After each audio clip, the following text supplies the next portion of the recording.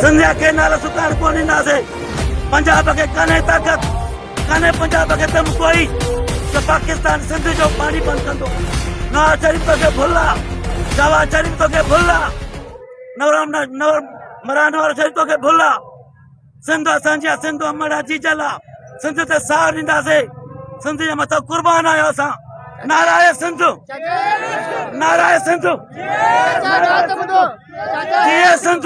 ये जेको जलसो रखियो वियो आहे इहो चवनि था केनालनि जे ख़िलाफ़ रखियो आहे। जेके वफ़ाक़ पारां जेके केनाल कढिया विया आहिनि उहे केनालनि खे ख़तमु करण लाइ रखियो वियो आहे। कोन ख़तम थींदा, ख़तम कंदा त असांजा जेके पाकिस्तान ऐं सिंध जा वकील आहिनि।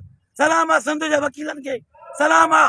उन्हनि पंहिंजी माउ जीजा जो खीर मल्हायो आहे, अॼु मल्हायो आहे खीर पंहिंजो, सिंधियुनि मल्हायो आहे। वकीलनि खे सलाम। पीपल्स पार्टी वारो जेको जलसो आहे उते माण्हू न ईंदा, माण्हू बाग़ी आहिनि। हिते त हज़ारे तइदाद में माण्हू बाबा हिते माण्हू गॾियल आहिनि, हर क़ौम जा माण्हू गॾियल आहिनि। असां पाण पीपल्स पार्टी जा आहियूं। वजह जी गैरत गवाह कोन थी करे त ज़रदारी खे सलाम कयो न, सलाम कंदासीं। असां पंहिंजे वकीलनि खे जंहिं जिदोजहद करे अठो ॾींहुं आहे धरणो ई वेठा आहिनि रोड ते।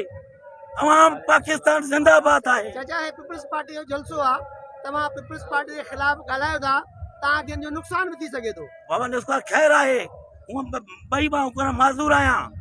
जो जेल हणंदा का परवाह न आहे, जेल में असांजो घर आहे।